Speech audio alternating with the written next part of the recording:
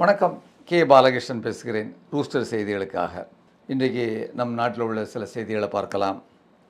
Union government of India, பாஜக அரசாங்கத்தினுடைய இந்த செயல்பாடுகளை தான் முதல்ல நம்ம பேச போகிறோம். ரயில்வேயை விற்றுவிட்டார்கள். நம்முடைய தமிழ்நாட்டில் உள்ள பெல் நிறுவனம் விற்கப்பட்டு விட்டது. தொலைத்தொடர்பு நிறுவனம் பிஎஸ்என்எல் கிட்டத்தட்ட அதனுடைய சொத்தை தவிர மற்ற எல்லா சர்வீஸ்களையும் விற்றாச்சு. கார்ப்பரேட்டுகளுக்கு விமானங்கள் கார்ப்பரேட்டுகளுக்கு விற்றுவிட்டார்கள். டாட்டாவுக்கு எல்லாத்துக்கும் போயாச்சு. விமான நிலையங்களை விற்றுவிட்டார்கள். சாலைகளில் செல்வதற்கான சுங்க வரியையும் அவர்கள் கையில் கொடுத்து விட்டார்கள். மின்சாரத்துறை கொடுக்கப்பட்டு விட்டது. நிலத்தையும் நீரையும் அவர்கள் விற்றுவிட்டார்கள்.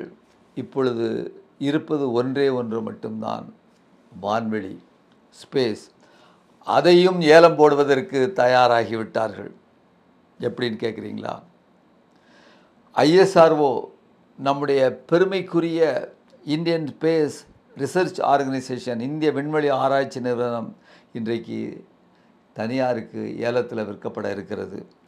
இந்த ஏலத்தில் பொதுத்துறை நிறுவனங்கள் பங்கு பெறக்கூடாதாம். தனியார் நிறுவனங்கள் மட்டும்தான் பங்கு பெறணுமா அப்படி வேலை அதாவது போடக்கூடிய இடத்துல. ஏன்னா அவங்க வந்தாங்கன்னா இன்றைக்கு ஐஎஸ்ஆர்ஓவுக்கு திருப்பியும் அவங்க கையில் போயிடக்கூடாது. அவங்ககிட்ட பிடிங்கித்தானே விற்கிறாங்க. சரி, அப்படின்னா சர்வதேச அளவில் விண்வெளி ஆராய்ச்சியில் சிறந்து விளங்கும் நமது பொதுத்துறை நிறுவனம் யார், நேரு காலத்திலேருந்து ஆரம்பித்தது ஹோபி பாபா, இவங்கள்லாம் இன்றைக்கு ஆரம்பித்த அந்த சயின்டிஸ்டெல்லாம் ஆரம்பித்த இவ்வளவு பெரிய இன்றைக்கு நாம் மிகப்பெரிய அளவிற்கு இன்றைக்கு வளர்ந்துருக்கிறோம்னு சொன்னால், அதன் இனிமேல் இந்த நிறுவனம் ராக்கெட்டுகளை தயார் செய்யாது, சேட்டலைட் துணைக்கோள்களை தயார் செய்யாது. அப்போ என்ன தான் செய்யும் அப்படின்னு சொன்னால், அது ஆராய்ச்சியில் ஈடுபடுமா, புதுசாக கண்டுபிடிக்குமா என்னென்ன செய்கிறதுன்னு சொல்லிட்டு. ஆனால் இந்த நிறுவனங்கள் தனியாருக்கு வாங்கியிருக்காங்க, இந்த ஏலத்தில் எடுக்க போகிறாங்கள்ல, இந்த நிறுவனங்கள்லாம் அதை அந்த ஆராய்ச்சி பண்ணி நம்ம ஐஎஸ்ஆர்ஓ கொடுக்கக்கூடிய அதை விலைக்கு வாங்கிட்டு அதை இவங்ககிட்ட கொடுத்துட்டு அவங்க அதை வச்சுட்டு ராக்கெட்டுகளை விடுவாங்களாம், சேட்டலைட்டில் விடுவாங்களாம். என்ன விதமான ஒரு இந்த மோடி அரசாங்கம், மோடி தன்னுடைய நண்பர்களுக்காக எதையெல்லாமோ நீங்கள் கொடுக்கக்கூடிய விற்கக்கூடிய அந்த நிலவரத்தை பாருங்கள். அப்போது இன்றைக்கு ஒரு ஏலம் எடுக்காங்கன்னா ஏலத்தில் எல்லாரும் பங்கு பெறலாம் அப்படின்னா பொதுத்துறை நிறுவனம் பங்கு பெறக்கூடாது, எல்ஐசி பங்கு பெற்றக்கூடாது. அவன் எடுத்துருவாமேன்னு சொல்லிட்டு அப்போ இடத்தெல்லாம் கிளியர் பண்ணிவிட்டு அவர் ஃப்ரெண்டுக்காக அந்த சொல்லக்கூடிய அந்த ஆட்களுக்காக, அதானிகளுக்காகவும் அம்பானிகளுக்காகத்தான் திறந்து வைத்திருக்கிறார்கள்ங்கிற ஒரு செய்தியை பார்க்குறோம். என்னங்க, எல்லாத்தையும் விற்றுட்டாங்க. இப்போ நாம் பிரஜைகளாக இங்கே இருக்கிறோம். நீங்கள் யோசிச்சு பாருங்கள், ஒரு கம்பெனியில் நம்ம வேலை பார்க்குறோம்னு சொன்னால், அல்லது இந்த ஒரு ஊரில் இருக்கிறோம்னா அந்த ஊரில் உள்ள எல்லா சொத்துக்களும் நமக்கு சொந்தமாக இருந்தது. அந்த ஊரில் ஒருத்தன் ஒரு மேனேஜ் பண்ணுறதுக்காக ஒரு கமிட்டியிலேருந்து வந்தான்னா அவன் எல்லாத்தையும் பவர் ஆஃப் அட்டார்னி, ஓட்டு போட்டு ஆட்சியை கொடுக்குறது தான் பவர் ஆஃப் அட்டார்னி, அதை வாங்கிக்கிட்டு எல்லாத்தையும் விற்றுட்டான். குளத்தை விற்றுட்டான், வயலை விற்றுட்டான், கோயிலை விற்றுட்டான், எல்லாத்தையும் விற்றுட்டான்னு சொன்னான். உருப்படிகளாக மனிதர்களாக நாம் மட்டும் இங்கே நடமாடிக்கொண்டு இருக்கிறோம். அப்போ இன்னும் வேறு வார்த்தைகளில் சொல்வதாக இருந்தால், நாம் இந்த கார்ப்பரேட்டுகளினுடைய எழுதப்படாத அடிமைகளாக நாம் இங்கு உலாவிக் கொண்டிருக்கிறோம் என்பதை தவிர சொல்வதற்கு வேறு வழி இல்லை. வாழ்க நம்முடைய அரசாங்கம். சாரே ஜஹான் சே அச்சா, ஹிந்துஸ்தான் ஹமாரா ஹமாரா. தோழர்களுடைய கவனத்திற்கு, ரூஸ்டர் செய்திகளுக்காகவும் நாம் இந்த செய்திகளை சொல்லிக் கொண்டிருக்கிறோம், உங்களோடு பகிர்ந்து கொண்டிருக்கிறோம். நீங்கள் எந்த ஊரில் இருந்தாலும் உங்களுடைய கருத்துக்களை, பின்னூட்டங்களை சொல்லுங்கள், உங்கள் ஊரையும் பதிவிடுங்கள். அதுபோல் நான் டெமோக்ராட்டிக் தமிழன் என்கின்ற ஒரு யூடியூப் சேனலை நடத்தி கொண்டிருக்கிறேன். அதிலும் சமூகம் சார்ந்த முன்னேற்றத்திற்கான கருத்துக்களை கொண்டு சென்று கொண்டிருக்கிறேன். அதிலும் உங்களுடைய கருத்துக்களை பதிவிடுங்கள், ஷேர் செய்யுங்கள், உங்கள் நண்பர்களோடு பகிர்ந்து கொள்ளுங்கள். பாசிட்டிவான கருத்துக்களை ஃபீட்பேக்கை மட்டும் கொடுக்கணுங்கிற அவசியம் இல்லை. எதிர்மறையாக கூட இருக்கலாம், ஆனால் நாகரிகமாக பதிவிடுங்கள் என்பதையும் இந்த நேரத்தில் சொல்லிக்கொள்கிறேன். மோடி நம்முடைய சுதந்திர தின உரையில் மோடி சொன்னார். அதில் முக்கியமாக அவர் சொன்னது என்ன சொன்னார் தெரியுமா? எதிர்மறையாக பேசுகிறது இந்த நாட்டுடைய இளைஞர்களுக்கு எதிராக டிமாகி நக்சல்ஸு மூளை இன்டலெக்சுவலாக மூளை ரீதியாக நக்சலாக இருக்கக்கூடியவர்கள்ட்டு அவர்கள் அடையாளப்படுத்தப்பட்டு அவர்கள் அழிக்கப்பட வேண்டும், ஒழிக்கப்பட வேண்டும், தனிமைப்படுத்தப்பட வேண்டும். அது வேறு. இப்போ நான் சொல்கிறது 1 கோடி இளைஞர்களுக்கு ஆர்டிஃபிஷியல் இன்டெலிஜென்ஸு பயிற்சி வழங்கப்படும் சொல்லியிருக்கிறாரு. ஏற்கனவே அவர் என்ன சொன்னார்? 5 ட்ரில்லியன் பொருளாதாரமாக 2025 இது 2026 25 போன வருஷமே 5 ட்ரில்லியன் பொருளாதாரமாக இந்தியா மாறும் என்று 2018 சொன்னாங்க. இப்போ இதெல்லாம் சொல்லிட்டு இன்றைக்கு நாம் என்ன கேட்குறோம்னு சொன்னால், எப்போ இதெல்லாம் நீங்கள் பெரிய பெரிய விஷயங்கள்லாம் சொல்லியிருக்கிறீங்க, எங்களுடைய குழந்தைகள் எங்கள் பிள்ளைங்க பேர பிள்ளைங்க போய் படிக்கிறதுக்கு அந்த ஸ்கூல்களை நல்ல ஸ்கூல்களை அமைச்சு கொடுங்கப்பா அப்படிங்கிறதான் கேட்குறோம். அவங்களுக்கு ஒரு சுகாதாரமான ஒரு வசதி உள்ள அந்த இடம், ஒரு கட்டடங்கள் இதெல்லாம் அவர்களுக்கு கட்டி கொடுங்க, இந்த சூழ்நிலையை ஏற்படுத்தி கொடுங்க அப்படிங்கிறதான். இங்கே பாருங்கள், அந்த ஒரு அவல நிலையை நீங்கள் இந்த காணொலியில் பாருங்கள். ராஜஸ்தானில் ஒரே அறையில் 5 வகுப்புகள் நெருக்கமாக நடத்தப்படும் ஒரு அவலப்பள்ளி. ராஜஸ்தான் தலைமைச் செயலகத்திலிருந்து 5 கிலோமீட்டரில் தான் இது நடந்துக்கிட்டு இருக்குது. இப்படிப்பட்ட இந்த கேடுகட்ட நிலைமை.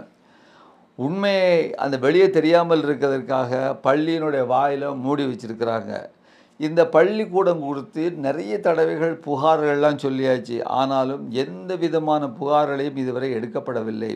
லோக்கலில் உள்ள மக்கள் எவ்வளவோ விஷயங்கள் சொல்லியிருக்கிறாங்க. 5 வகுப்புகள் ஒரே அறையில் மரத்துண்டுகள், பிளைவுடு மற்றும் தகரத்தால் அமைக்கப்பட்ட டின் ஷீட்டு இதுதான் மேலே போட்டு மூடி இப்படிப்பட்ட சூழ்நிலைகளில் தான் அந்த பிள்ளைகள் படித்து கொண்டிருக்கிறது. உடைந்த கழிப்பறைகள், முறையான சுற்றுச்சுவர் இல்லாத நிலைமை, பள்ளிக்கு அருகிலேயே ஒரு எருமை கொட்டடி, ஒரு மாட்டு கொட்டடி அதோடைய சேர்ந்தேங்க அவங்க உட்கார்ந்துருக்காங்க. அதோடையே சேர்ந்த மாட்டு கொட்டடியில் அந்த சாணம்லாம் அங்கே இருக்குது. அந்த நாற்றத்துக்குள்ளே அந்த பிள்ளைகள் படிக்கக்கூடிய அந்த ஒரு சூழலை நீங்கள் இங்கே பார்த்து கொண்டிருக்கிறீர்கள். அது மட்டும் இல்லாமல் இந்த மேலே டின் ஷீட் இருக்குது பார்த்தீங்களா, அதை அங்கே உள்ள லோக்கல் மக்கள்லாம் சொல்கிறாங்க. நம்முடைய இந்த செய்தியாளர்கள் போகும்பொழுது அதெல்லாம் நாங்கள் வாங்கி கொடுத்ததுங்க, இந்த அரசாங்கம் எதுவுமே செய்யலை அப்படிங்கிறாங்க. அப்போது காக்ரோச் ஜனதா பார்ட்டி இளைஞர்கள் இந்த டெல்லி போராட்டத்திற்கு பின்னால் அவங்க பள்ளிகளை பார்ப்பதற்காக ஒரு ஆடிட்டு, சோஷியல் ஆடிட்டு மாதிரி அவர்கள் போனபோது தான் இத்தனை பிரச்சனைகளும் வெளிவந்தன. இப்போது ராஜஸ்தான் அரசாங்கம் என்ன சொல்லுது தெரியுமா? 611 பள்ளிகளில் இதுபோன்று கட்டடங்கள் இல்லை. அவன் ஒத்துக்கிள்றான். 611 ஸ்கூலில் கட்டடம் கிடையாதுங்கிறான். 2047 பள்ளிகளில் கழிப்பறை வசதி கிடையாது. 149 பள்ளிகளில் குடிக்க தண்ணீர் கிடையாது. தண்ணி எப்படி இருக்குமோ அது தெரியாது, ஆனால் தண்ணியே கிடையாது. இது ஒரே ஒரு மாநிலத்தில் தான் இன்றைக்கு. இன்னொரு காட்சி தோழர்களை உங்களுக்கு காண்பிக்கிறேன் பாருங்கள். மாட்டு கொட்டடியிலேயே பள்ளி நடப்பதை நீங்கள் பாருங்கள். அந்த காட்சியும் நீங்கள் பாருங்கள். இப்பொழுது சொல்லுங்கள், இந்தியாவை வளர்ச்சி பாதையில் கொண்டு செல்லுகிறோம் என்று சொல்லுகிறாரே, 5 ட்ரில்லியன் பொருளாதாரமாக மாற்றுவேன் என்று சொல்லுகிறாரே, அல்லது 1-2 ஆண்டுகளில் 7-8 செமிகண்டக்டர் ஆலைகளை கொண்டு வருவேன் என்று சொல்லுகிறார்களே, நீங்கள் ஒன்றும் செய்ய வேண்டாம் ஐயா. எங்களுடைய குழந்தைகள் படிப்பதற்கான ஒரு பள்ளிகளை ஏற்படுத்தி கொடுங்கள் என்பதுதான் சிவில் சமூகங்கள் சார்பாக நாம் கேட்கக்கூடிய கேள்விகளாக இருக்கும். எங்களுடைய தொழிலாளிகளுடைய குழந்தைகள், விவசாயிகளினுடைய குழந்தைகள் அங்கே படித்து கொண்டிருக்கிறார்கள். உங்களுடைய குழந்தைகளெல்லாம், பாஜக அமைச்சர்களுடைய குழந்தைகளெல்லாம் வெளிநாட்டில் படித்து கொண்டிருக்கின்றது எங்களுக்கு தெரியும். எங்களுடைய குழந்தைகளை படிக்க விடுங்கள். எங்களுக்கு வேறு எந்த ட்ரில்லியன் எக்கனாமியும் தேவையில்லை, புல்லட் ரயில்கள் தேவையில்லை என்பதையும் இந்த நேரத்திலே சொல்லிக்கொள்ள ஆசைப்படுகிறேன். சமீபத்தில் ஒரு நடந்த நிகழ்ச்சி, வேடிக்கையான நிகழ்ச்சி. மோடி ஐயா வந்து நீங்கள் கேள்வி கேட்பதற்கே பதில் சொல்கிறதில்ல. ஊடகங்கள் கேள்வி கேட்டால் பதில் சொல்கிறதில்ல. அது ஏற்கனவே சமீபத்தில் ஒரு வெளிநாட்டில் ஐரோப்பாவில் போயிருக்கும் பொழுது ஒரு பொண்ணு கேட்டதில் ஒரு பிரச்சனை ஆகி போச்சு. இப்போ ஒரு செய்தியை உங்களுக்கு சொல்கிறேன் பாருங்கள். ஒரு விஷயத்தை அமெரிக்காவினுடைய அம்பாசிடர் தூதர் இந்த விஷயத்தை, நான் சொல்ல போகிற விஷயத்தை அவர் சொல்கிறாரு. எப்படி சொல்கிறாரு அப்படின்னு சொன்னால், ஃப்ரான்ஸில் G7 கூட்டம், அந்த கூட்டத்தில் மோடியும் ட்ரம்ப்பும் சந்திப்பதாக இருந்தது. அதற்கு முன்னால் இந்தியாவினுடைய வெளியுறவு அமைச்சகம், ஜெய்சங்கர் இருக்கார், அவர் அந்த அமைச்சகம் ஊடகவியலாளர் சந்திப்பின் போது தயவுசெய்து எந்த கேள்வியையும் மோடியிடம் கேட்குமாறு ஒரு சூழ்நிலையை நீங்கள் ஏற்படுத்தி விடாதீர்கள் என்று தே ஆர் லிட்டரலி பெக்கிங். இப்படிப்பட்ட ஒரு கோரிக்கையை நம்முடைய வெளியுறவுத்துறை அமைச்சகம் வைத்திருக்கிறது. பரிதாபமாக இருக்குங்க. ஏன்னா அதாவது யாராவது ஒரு மிகப்பெரிய இவ்வளவு பெரிய நாட்டினுடைய ஒரு வெளியுறவுத்துறை அமைச்சகம் எங்களுடைய பிரதம மந்திரியிடம் நீங்கள் கேள்வி கேட்டு விடாதீர்கள் என்று சொல்லுவார்களா? சொல்லி இருக்கிறார்கள். எங்களுடைய பிரதமர் பீரங்கிக்கும் பயப்பட மாட்டார், குண்டுகளுக்கும் பயப்பட மாட்டார். ஆனால் பத்திரிகையாளர்களினுடைய கேள்விகளை கண்டால் அஞ்சி நடுங்குவார் என்பது தானே. சமீபத்தில் கொஞ்ச நாளைக்கு முன்னால் அமெரிக்காவில் வெள்ளை மாளிகையில் போய் வந்து அவர்கிட்ட கேள்வி கேட்டாங்க. வெலவெலத்து போயிட்டாருங்க, பேச நாக்கு வரல. அப்படிங்கிற செய்திகளெல்லாம் நீங்கள் நினச்சி பாருங்கள். எனவே ஒரு தலைவன், தேர்ந்தெடுக்கப்பட்ட தலைவன் என்பது வேறு, சந்தர்ப்பவசத்தால் வந்த தலைவன் என்பது வேறு, ஸ்டேட்ஸ்மேன் என்பது வேறு. ஒரு நாட்டினுடைய தலைவன் அவர் வாக்களித்து வந்ததினாலே தலைவன் அல்ல, ஸ்டேட்ஸ்மேன் என்பது வேறு. அவர் எந்த விதமான கேள்விகளையும், எப்படிப்பட்ட கேள்விகளையும் பதில் சொல்லக்கூடிய மனிதனாக, அடுத்த நூற்றாண்டை, அடுத்த காலகட்டத்தை, ஃபியூச்சரை, எதிர்காலத்தை பற்றி சிந்திக்கிற மனிதனாக இருப்பான். அப்படிப்பட்ட தலைவர்கள் நமக்கு இல்லை என்கின்ற வருத்தம். இத்துடன் இந்த செய்தியை முடித்துக் கொள்கிறேன். நன்றி, வணக்கம். ஊடகம் கார்ப்பரேட் அரசியல்வாதிகளின் கைப்பாவையாக, அடிமைகளாக இருந்தது போதும். இனி சாட்டை எடுத்து சுழற்றும் நேரம் வந்துவிட்டது. ஊடகம் பொதுமக்களாகிய உங்களுக்காக, உங்களாலேயே இயக்கப்பட வேண்டும். ஊடக சுதந்திரத்திற்காக உங்களின் பங்களிப்பை இன்றே அளித்திடுங்கள். ஓ, அப்ப அந்த மிஸ்டர் அண்ட் மிஸ்ஸஸ் பெர்ஃபெக்ட் உண்மையிலேயே வர்த்து. நரம்பு தளர்ச்சியிலிருந்து விடுபட்டு உடம்பு ஒரு புது வீரியம் பெற மா நேச்சுரல்ஸோட மிஸ்டர் பர்ஃபெக்ட்டை யூஸ் பண்ணுங்க.